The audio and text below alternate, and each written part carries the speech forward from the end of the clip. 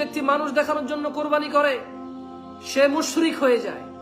যেই ব্যক্তি কোরবানি দিতে পারছে না, খারাপ লাগে কারণ মানুষ কি বলবে, সেও শিরিক করলো।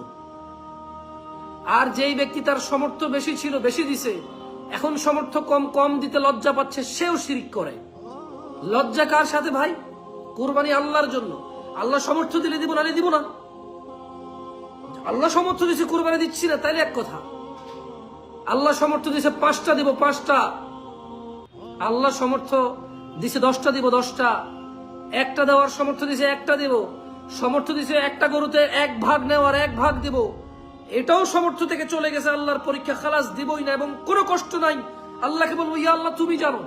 সামর্থ্য ছিল কোরবান দিছি 5টা, সামর্থ্য ছিল দিছি 1টা, সমস্ত তৌফিক ছিল, সামর্থ্য ছিল 1 ভাগ দিয়েছি।